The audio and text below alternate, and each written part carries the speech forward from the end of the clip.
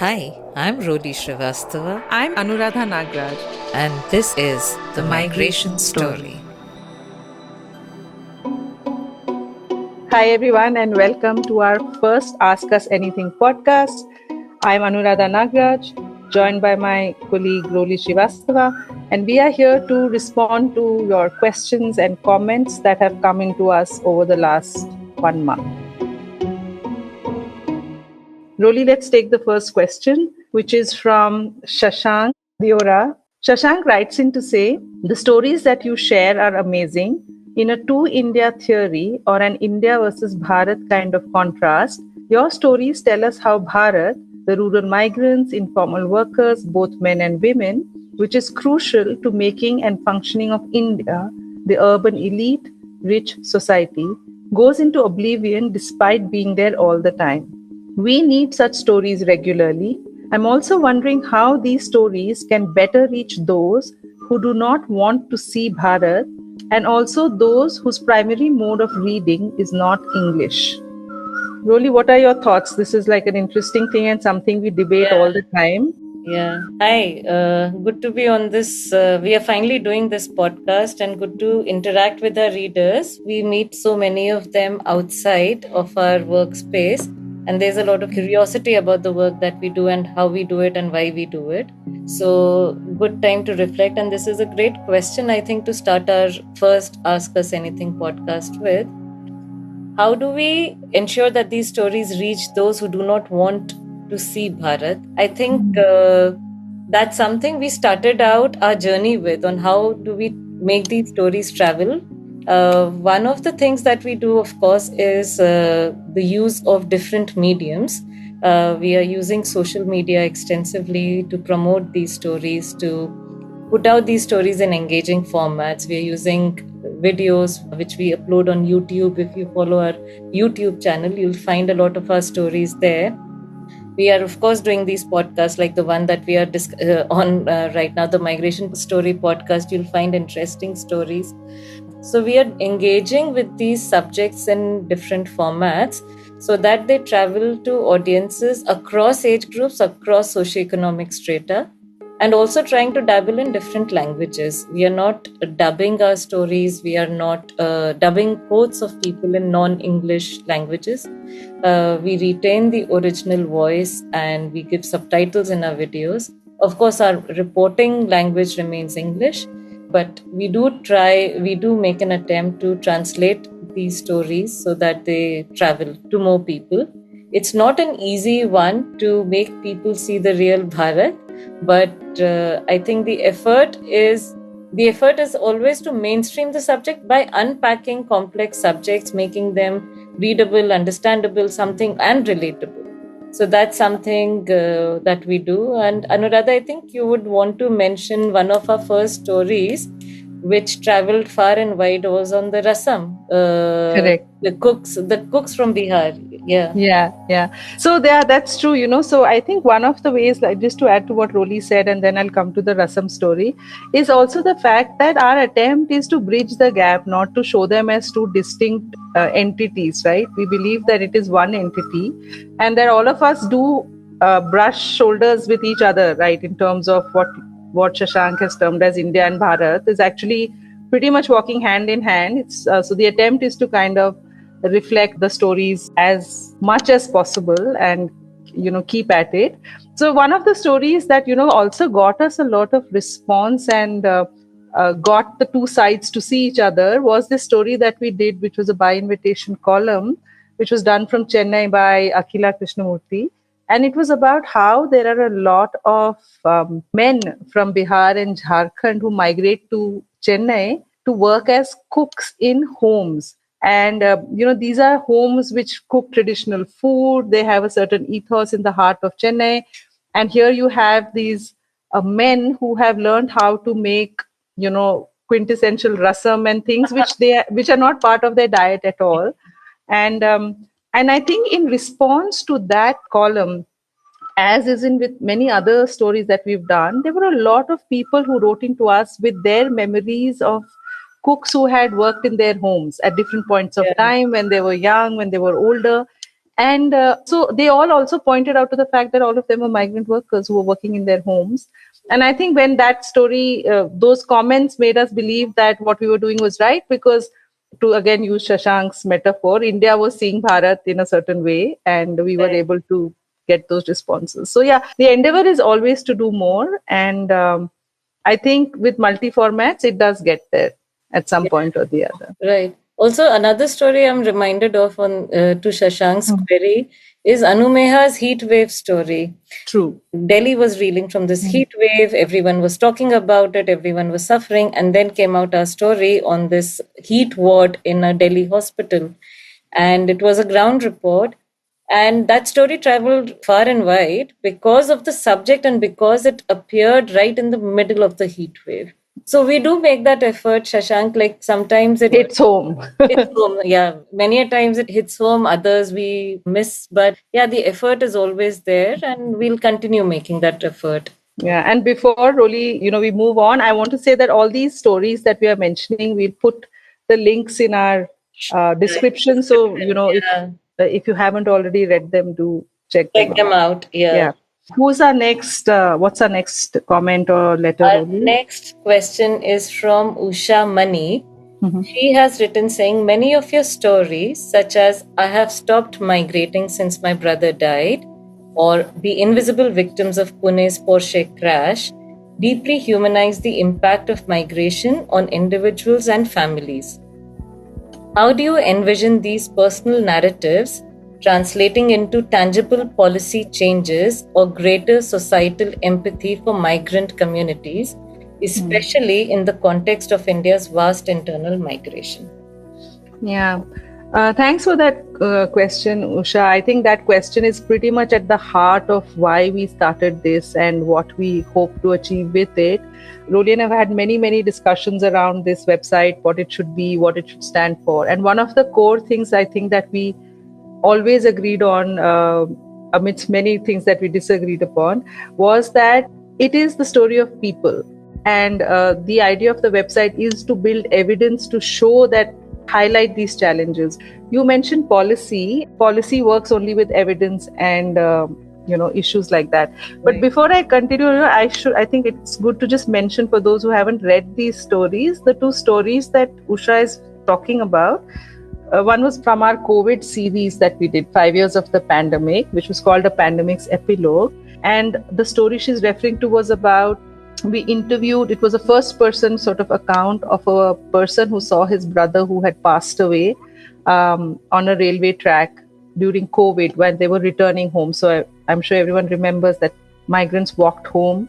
And this was a group of people who were resting on a railway track, and he saw his brother pass away. And we went back to him 5 years later to understand what it meant and what he does. And it was a deeply empathetic story because it was very reflective, and the person who was speaking to us was also, it was a difficult space for the person to go back to, but it was also about what the future holds.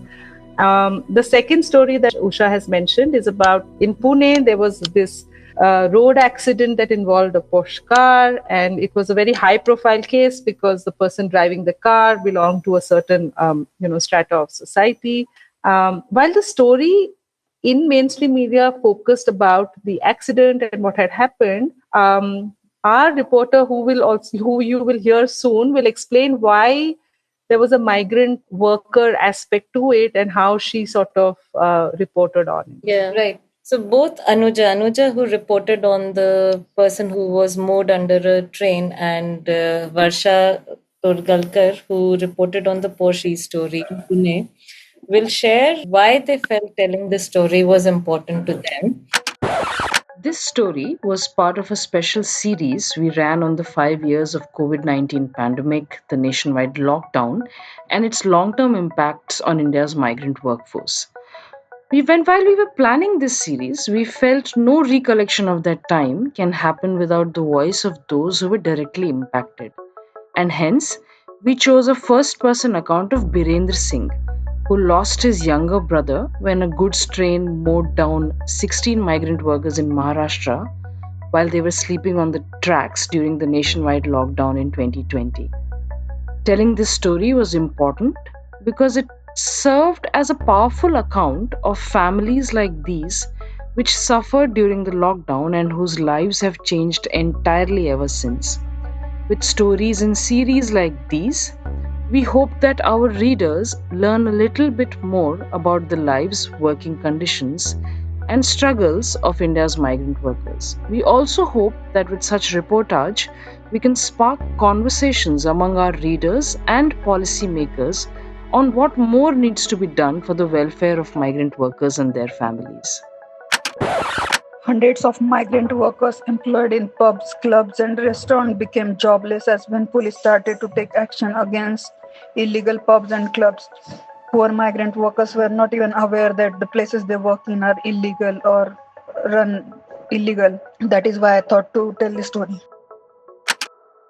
Always interesting to hear ground reporters share their experience of interviewing people who are caught in the massive news cycle but are still the most invisible. So the next question we will take is from Reema Gupta, and in fact we are not going to read out this question because Reema has sent us a voice note, so you're going to hear her question next. What happens to people or individuals you're covering in your story? Does it help them when they are covered by you? Any kind of financial aid is channelized to them because of they were exposed through your stories. Their financial conditions were shown through your stories. So does it help them in that way, or does life go on the same way for them? And can making these stories also lead to a change in their circumstance? What's your thought? So, Roli, this is an important thing, and this is, I think, a dilemma that we face all the time, that what comes off all the stories we do, how, do migrant workers, does it change anything on ground? And I think this is something we grapple with from the day we joined journalism about, are we really changing the world or not? But what are your thoughts on, what are these stories doing? How are they sort of helping? Like you said, Anuradha, it's like a question that haunts you because even the people that you meet on the ground, when you travel to villages, when you're reporting about all these issues, the one question that people would ask you at the end of an interview or whatever, ki mujhe kya milega? What do I get out of this interview? And it's a fair question. It's a fair question to ask because the people we are profiling, the people we are focusing on are among the country's most marginalized. And when we are taking their time to put out their interviews, to record their interviews, we are eating into their work hours or their leisure hours, both precious for them. So the outcome becomes all the more important then, that what is the result of all this reporting on them. So our job is to document these stories. Our job is to ensure that these stories reach a wide audience so that these issues are talked about, so that there is some visibility to an invisible or an underreported voice. Those are journalistic endeavors. But at the same time, having said that, we also work closely with think tanks, non-profits and all that in telling of these stories. There is an advocacy role, and they take these stories to a platform where governments, state governments or local administrations can discuss these issues.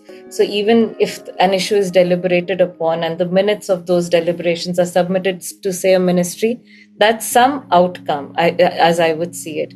There are ways of ensuring that these stories speak to policy, and the only way is to honestly document these voices and these issues without manipulation, with all sincerity, and ensuring that the issues are contextualized both in regional context and national context, all of that, so that the relevant stakeholders know how they can act upon a certain matter. I think there are certain tangible changes which you can see sometimes in terms of, somebody, you report on something and there's a tangible action that you can see that is taken. But I just wanted to also add that there are a lot of intangibles that can't be measured, but we are seeing. And to give a few examples, for example, the fact that we are able to use footage shot by migrant workers themselves in our narratives. The fact that we have a lot of social sector people who work in the field who are able to contribute to the platform from remote areas. The fact that we are able to actually cover stories from multiple geographies is a way of showing, is also a way of indicating how universal the problem is and therefore what kind of measures can be taken. And the other aspect is also we do highlight a lot of solution stories.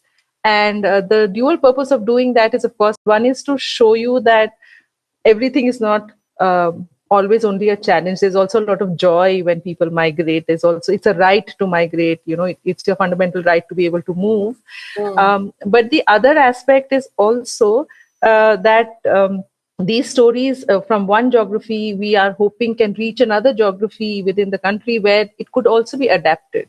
So if there is some solution that has worked for a group of workers, and if we are able to amplify that and somebody reads it in a different geography and adapts it, it might help in solutions. So a lot of these are very intangible, but we sincerely believe, actually, which is why we also started this, that over a period of time, this repository will speak to that more and more, and we will have a more tangible response to your question. Right. Just to add to the intangible bit, I was wondering if, the number of stories that have made it to PILs, are stories being read by students, for example, being included in a college curriculum or being included in a school textbook. Just going back to Shashank's question, these stories are forever traveling to newer audiences. Yeah. So the more the people know about the subject, the more they start engaging with it, the better the odds of these stories, these subjects speaking to policy. And it's also a conversation starter in many cases, like in spaces where maybe nobody talked about it. And for reference, for example, we have a podcast on Pani Puri sellers, right? And it's about people who sell Pani Puri, the migrant workers, but it also is a conversation starter because all of us eat Pani Puri. Who doesn't eat Pani Puri or doesn't like some form of it? गोलगप्पे वाला गोलगप्पे, गुपचुप, पानी के बताशे, ये सब, फुल्की, गोलगप्पा, पानी पूरी। मिर्जापुर से, UP Uttar Pradesh. मैं इलाहाबाद डिस्ट्रिक्ट से हूँ। यूपी उत्तर प्रदेश और ये जिला इटावा जिला कानपुर जिला से ऐसे लोग हैं। These migrants from Uttar Pradesh, they have come to Bangalore. They don't speak our language, and now they have created a space for themselves with the language of food, which is Pani Puri. Isn't that interesting? Food as a language. And that is what we see in most of the food vendors' case. So our aim is also to start these conversations in spaces amongst people who are not only in policy and academia and journalists, but common people. Maybe a RWA somewhere has, talking about domestic workers. We have explainers which explain the challenges, how you do it. So the idea is also to be a conversation starter. And that also is a tangible sort of outcome we hope for. Yeah. Absolutely, yeah. गर्मी में कमाई हो ही नहीं रहा sir, बिल्कुल भी नहीं। सुबह से शाम तक रोटी के पैसे भी नहीं निकलते। मैं यहाँ 30-35 साल से ठिया लगाता हूँ। गर्मी इतना पड़ रहा, तिरपाल हटाओ जी, ये करो जी। मैं तो सोच ही नहीं पाता कि मैं अपने भी बच्चे को पालूं कैसे, माँ बाप को पालूं कैसे। और गर्मी का इतना गर्मी है, कभी ऐसा होता है कि मैं गर्मी से गस्त आ जाता, चक्कर आ जाता, अड़ोस पड़ोस वाले उठाते हैं, पानी भी डालते हैं। अभी कितने सारे वेंडर ऐसे परेशान हाल है जो कर्ज ले करके अपने घर को चला रहे हैं, कर्ज ले करके। अब ऐसा वक्त आ जाता है जो वो उसको खुद को खाने का नहीं होता है। This is the economic face of climate change, and it's already here. Watch the video story on how the heat waves are making Delhi's migrant workers poorer, only on the migrationstory.com.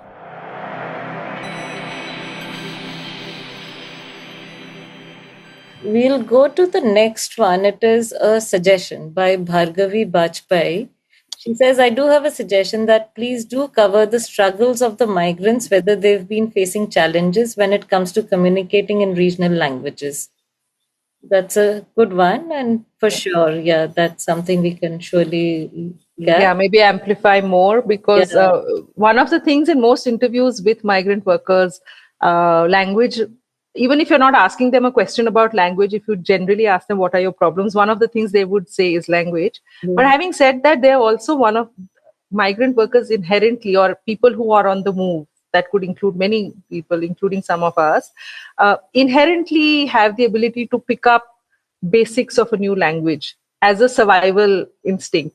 So I just wanted to also flag that if you go to your neighborhood markets on a Sunday, say, and there's construction around you and you go to a local market, you will also see this interesting fact that the local vegetable seller would have picked up a different language, and the buyer would have picked up a bit of the local language. So language is not always a conflict. Language, sometimes people also adapt, but you are right, we probably need to focus and write about this. In fact, one of the stories we did early last year, was on this Bandhu clinic that looked at the language barrier that migrants faced, many of them from Orissa, West Bengal, Assam, in Kerala, and how CMID in Kerala, along with the state government, was operating these mobile vans, mobile clinics, yeah. And the main reason, like one of the things that they said in that particular story, was that they wouldn't understand the local language, the migrant workers, and which is why they thought that they'll take the healthcare facility to them because they were unable to find it themselves. Yeah, but like you said, Anuradha, lots of scope on the language subject, and we'll continue working on that. The next one, do you want to take the next one? So the next point that I'm going to pick up is this suggestion that has come from Suchitra Bhatt. And she says, you may consider adding some short, fun, happy, and inspirational migration stories or anecdotes from time to time. Before the launch of the migration story that we discussed at length was that we just didn't want to document issues, challenges, and misery. Like Anuradha said earlier, that there's also a lot of joy in migration. A lot of migration is about better incomes, the improved lives of families back home, all of that. So we want to document that as well. So, which is what we are doing. And of course, massive scope for more reportage on that. And to add to what Roli is saying, when we say, not only challenges, and often migration is looked through the lens of work and wage. Those are the two lenses. Correct. Whereas at our platform, we look at it from multiple lenses, including music, cinema, poetry, all other forms and joys that migrant work. Food is a big part. We have had stories in the past. We are going to have upcoming stories which are going to talk about the food they cook, how it integrated into cities they move into. We are also looking at, music that migrants move with. There is definitely a very conscious effort to kind of highlight all aspects of migration and what it brings with it. Absolutely. And so I can only think of the lovely stories that we've carried on our platform, which have looked at the many dimensions of migration. Now, this one might sound serious, but it had an interesting insight. That's digital divide one, bridging the digital divide. And there was this interesting observation that the first gadget that migrants buy when they earn their first salary or their first income in a city is a smartphone. And how so many of them, and we had this lovely case study of a person who had never owned a smartphone, but he now does for the past 5 years. And he took tutorials on YouTube on how to manage his money, where to invest wisely, all of that. And it worked really well for him. But of course, the story then zoomed out and looked at the larger problem that not everyone is using smartphones smartly, but there are some who are doing that. And then there's also the Pani Puri podcast that you mentioned, Anuradha, was also lovely in terms of giving migration the many dimensions that it deserves. It's like when we planned this portal, the idea was that this is a migration newsroom where we look at migration through every news beat. So it's health, it's education, it's food, art, culture, cinema, all of that. And one of our earliest by invitations by Radha Rajadhyaksha on the movies, on the Hindi films that have captured migration so effectively. And there was a lot of references to songs, music, all of that. So those are delightful reads on our platform. And yes, a lot more scope for work around these. And there will be more for sure. Yeah. So I think we'll wrap our first Ask Us Anything, Roli. And You will find links to all these stories that we are talking about, or our readers have referred to, in the show notes below. We will also, please do write into us, send us a voice note, tell us what you think, and we'll try and take up some of your thoughts, concerns, suggestions in our next episode. Do keep checking out our website, and thank you for all your support.